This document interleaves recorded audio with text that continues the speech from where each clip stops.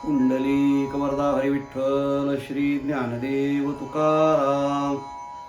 नमस्कार मंडळी, अमृतबिंदू या आध्यात्मिक मराठी यूट्यूब चॅनलवर आपले पुन्हा एकदा स्वागत आहे. मंडळी, आजचा श्लोक असा आहे: सदा सर्वदा प्रीती रामी धरावी, दुःखाची स्वये सांडी जीवी करावी, देहे दुःख ते सुख मानित जावे, विवेकी सदा स्वस्वरूपी भरावे.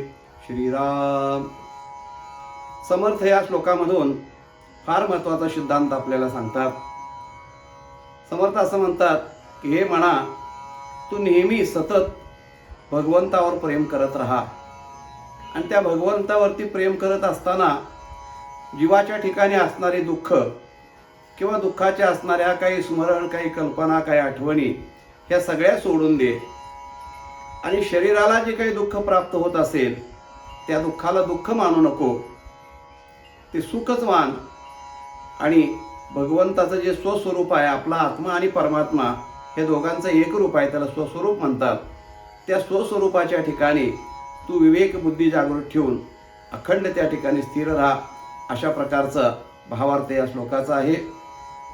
मंडळी, फार महत्त्वाचा सिद्धांत असा आहे की समर्थ सांगतात सदा सर्वदा प्रीती रामी धरावी. प्रीती या शब्दाचा अर्थ आहे प्रेम. आणि प्रेम या शब्दाला व्यवहारामध्ये आणि अध्यात्मामध्ये अत्यंत अनन्य साधारण असं महत्त्व आहे. कारण प्रेमासारखा दुसरा ताकदवान शब्द किंवा तशी वस्तू या जगामध्ये कोणतीच नाही आहे. सर्व जे चाललेलं आहे ते प्रेमावरती चाललेलं आहे. म्हणून प्रेमाला अत्यंत महत्त्व आहे. परंतु त्या प्रेमाचं आश्रयस्थान काय असावं हे जीवाला कळत नाही. याचाच अर्थ प्रेम कुठं करावं, कोणत्या ठिकाणी करावं, कोणाला कोणावरती करावं हे आपल्याला कळत नसल्यामुळं त्या प्रेमाचा म्हणावा तसा आनंद आपल्या जीवनामध्ये आपण घेऊ शकत नाही. समर्थ सांगतात की बाबा रामावरती प्रेम कर, म्हणजे परमात्म्यावरती प्रेम कर. याचं कारण काय? तर त्याचं कारण असं आहे की प्रेमाचं उगमस्थान हा परमात्मा आहे.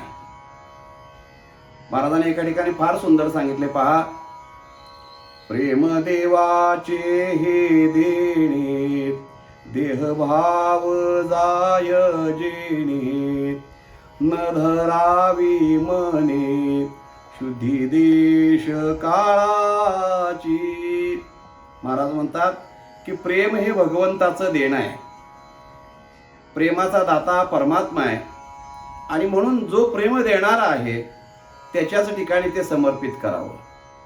तर त्या प्रेमाचं खरं असणारं जे काही सार्थक आहे ते सार्थक होऊ शकतं. पण मंडळी, तुमची आमची अवस्था अशी आहे की आम्ही परमात्म्यावरती प्रेम करा असं संत ओरडून आपल्याला सांगतात, पण आम्ही त्याच्यावरती करत नाही. आमचं प्रेम संसारावरती आहे, अनेक जीवांवरती आहे, नातेवाईकांच्या वरती आहे, इतर बऱ्याच प्रेम करण्यासारख्या गोष्टी आपल्या जीवनामध्ये आहेत असं आपल्याला वाटतं. त्याच्यावर आपण विभागून प्रेम करत असतो. परंतु हे प्रेम आपल्या जीवाला सुख देणारं असा ठरू शकत नाही. कारण त्याची उदाहरणं आपल्याला पुष्कळाला माहिती आहेत. संतांनी पुष्कळ सांगितले तर आपण जीवनामध्ये पुष्कळ अनुभवतो.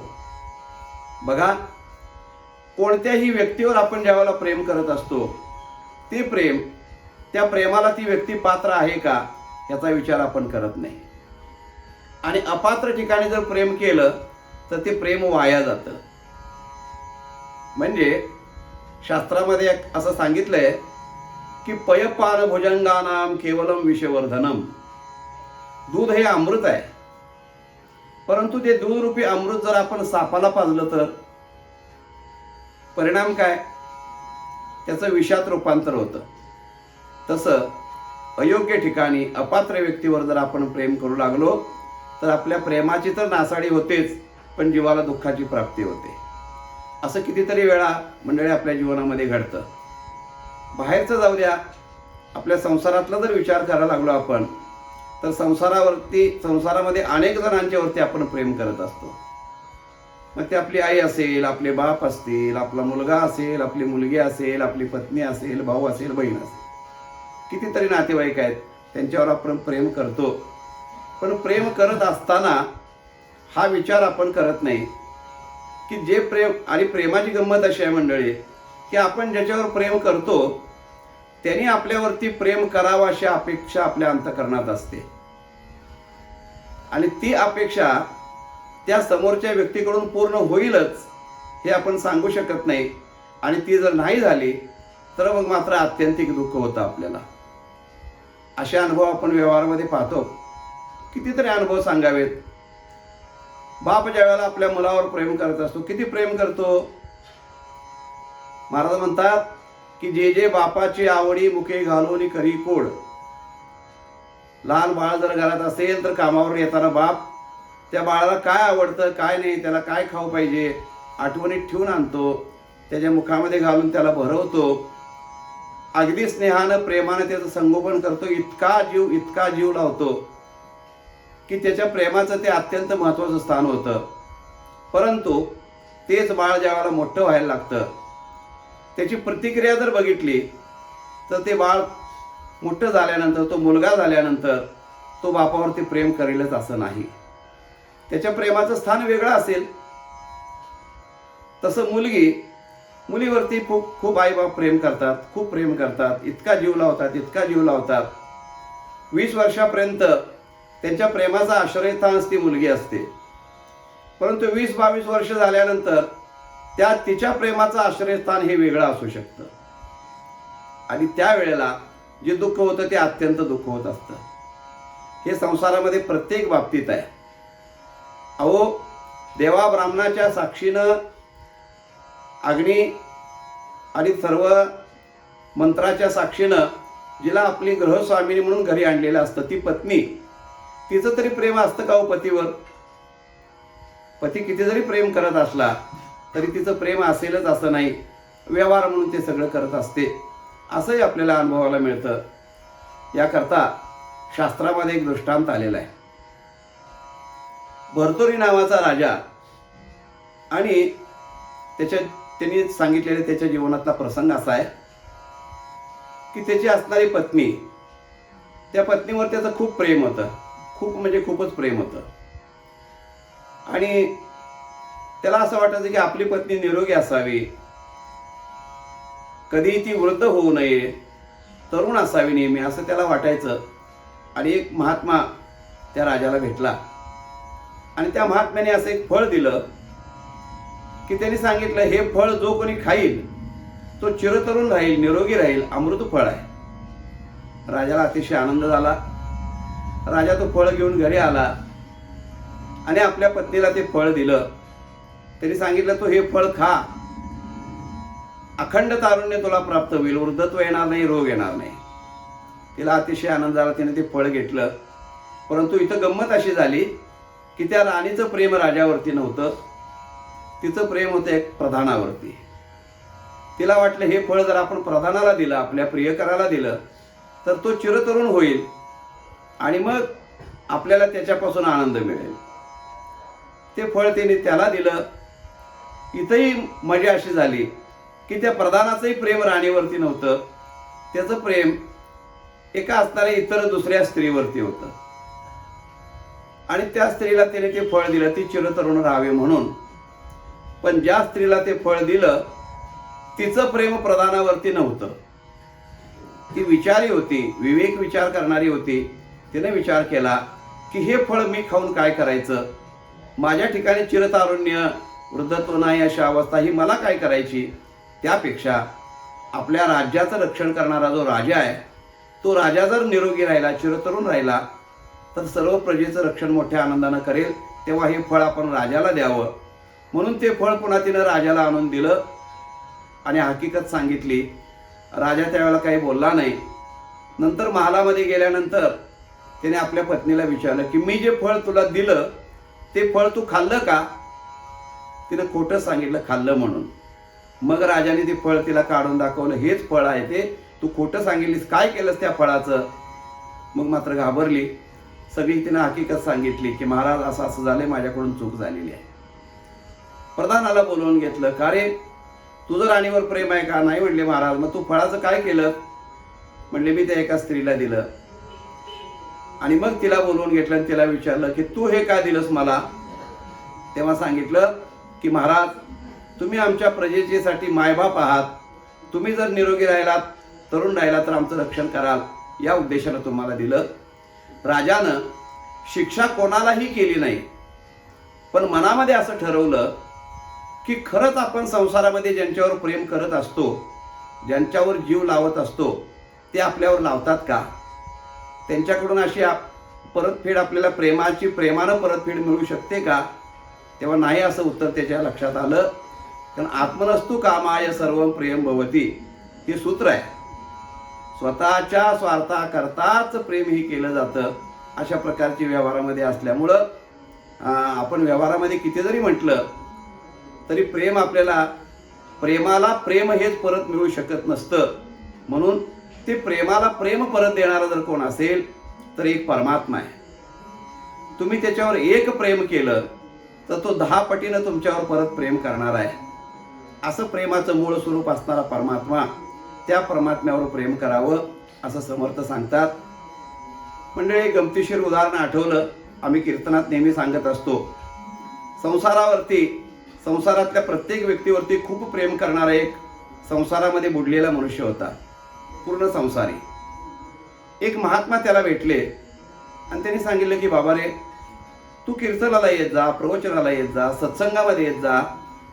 तो म्हटला, महाराज मला वेळच मिळत नाही, इतका मी संसारामध्ये गुरफटलेलो आहे. अरे म्हटले, तू का करतोस एवढं सगळ्यांच्या करता. म्हटले, माझं सगळ्यांच्यावर प्रेम आहे. म्हटले, माझ्याशिवाय बायको मी घरी गेल्याशिवाय जेवत नाही. तो म्हटला, मी गोष्टी सांगितल्याशिवाय माझं नात झोपत नाहीत. ते म्हटलं, मला विचारल्याशिवाय सुना घरामध्ये काही करायचं असलं तर मला विचारल्याशिवाय करत नाहीत. मुलं माझ्या आज्ञेत आहेत, सगळी माझ्यावर प्रेम करतात, मग त्यांच्याकरता मी दिवस रात्र राबतो. महाराजांनी सांगितलं, बाबा रे, हे सगळं खोटं आहे, तुझा हा भ्रम आहे, हे सगळं काही नसतं. तुझ्याशिवाय नातू झोपत नाही हेही खोटं आहे, तू आल्याशिवाय बायको जेवत नाही हेही खोटं आहे, सुना तुला विचारल्याशिवाय काही करत नाहीत हेही खोटं आहे. महाराज म्हटले, तुम्ही खोटं म्हणू नका, माझ्या संसारातल्या माणसांची मला जास्त माहिती का तुम्हाला.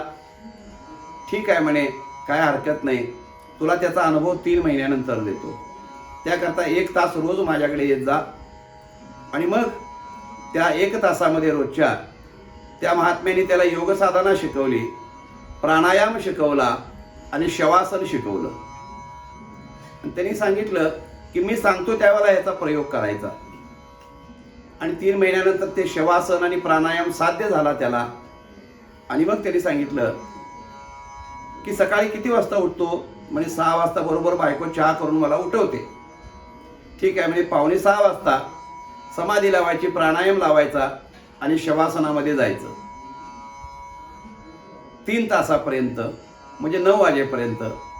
म्हणजे महाराज, मग मी मृत झालोय असं समजून मला जाळलं तर लोकांनी, घरच्यांनी. नाही म्हणे, त्याच्या काही काळजी करू नकोस, त्याच्या अगोदर मी तिथं हजर होतो. ठीक आहे.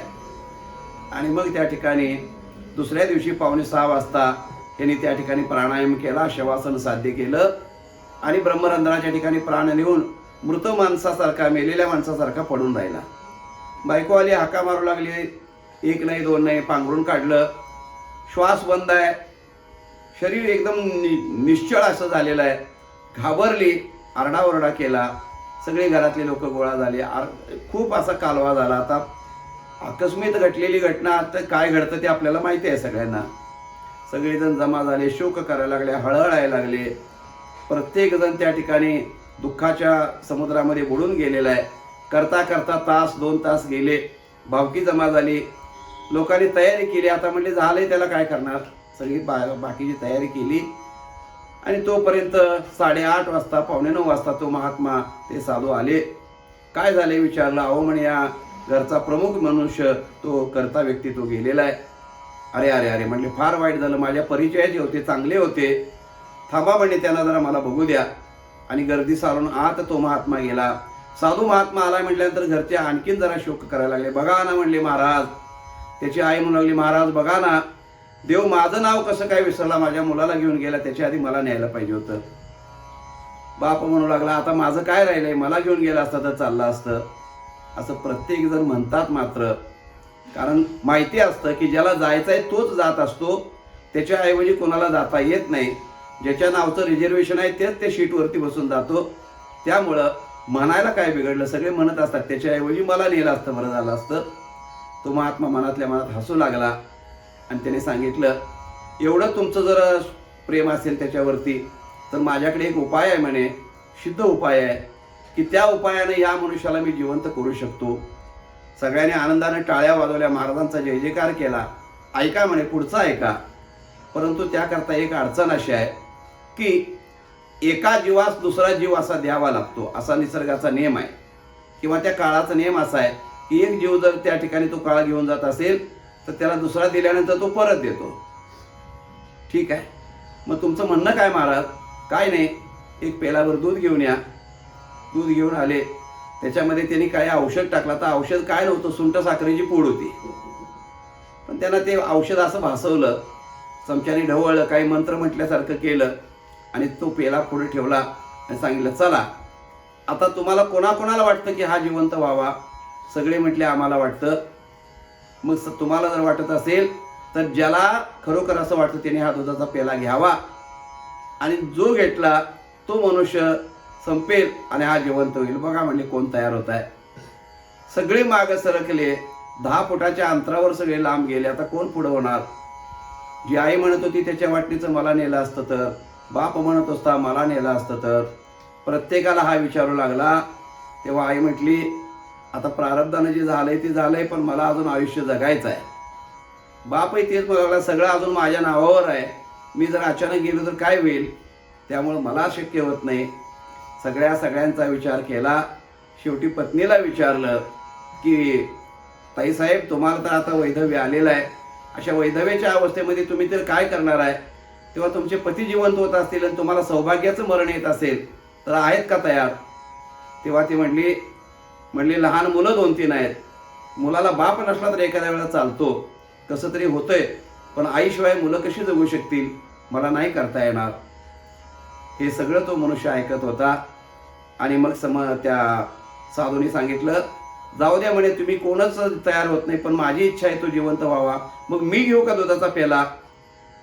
सगळ्यांना एवढा आनंद झाला. हो हो हो महाराज म्हणे, तुम्ही जर घेतलात तर फार आमच्यावरती उपकार होतील.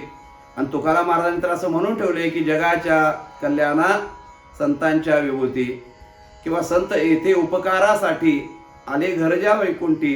तुम्ही वैकुंठाहून आलेले आमच्याकरता संतच आहात, तेव्हा तुम्ही घ्या. तुमची प्रत्येक वर्षी पुण्यतिथी मोठ्या प्रमाणात आम्ही करू, कीर्तन करू, सप्ते करू, तुमची समाधी बांधू, काय पाहिजे ते करू, तुम्ही एवढं घ्या. महाराजाने हसत हसत तो पेला घेतला. त्या माणसाला फक्त डिवचला, हात लावला, तो झोपेतनं उठल्याप्रमाणे उठून बसला आणि मग महाराजांच्या पायावर दंडवत गाठलं. श्री संतांच्या माथा चरणावरी. महाराज, तुम्ही माझे डोळे उघडले, मला हे खरं कळालं जी वस्तुस्थिती आहे ती. तेव्हा आजपासून मी तुमचा परमार्थाच्या मार्गाला लागला. मंडळी, सांगायचा मुद्दा हा असा आहे की खरं जे प्रेम आहे ते खरं प्रेम परमात्म्यावरती करावं. संसारामध्ये प्रेम करू नये का? अवश्य करावं. भगवंताने दिलेली आपल्याला ही भूमिका आहे संसारामध्ये. आपण बापाच्या भूमिकेत असू तर मुलांच्यावरती प्रेम करावं, पतीच्या भूमिकेत असू तर पत्नीवर प्रेम करावं. पण हे प्रेम करत असताना अंतिम एक गोष्ट लक्षात ठेवावी की अंतिम जे प्रेम आहे ते आपलं या जीवाचं परमात्म्यावरती असावं. कारण परमात्मा आपलं स्वरूप आहे, तो परमात्माने आपण एक आहोत. शेवटी आपल्याला त्याच्या जवळ जायचं आहे, त्याच्यामध्ये एक व्हायचं आहे. म्हणून अंतिम प्रेम जे आहे, सत्य प्रेम जे आहे ते परमात्म्यावरती करावं. म्हणून महाराज म्हणतात की सदा सर्वदा प्रीती रामी असावी. रामाच्या ठिकाणी प्रेम असावं, त्या प्रेमाचा आपल्याला आनंद मिळतो. आणखीन काय करावं तर दुःखाची सोय सांडी जीवी करावी.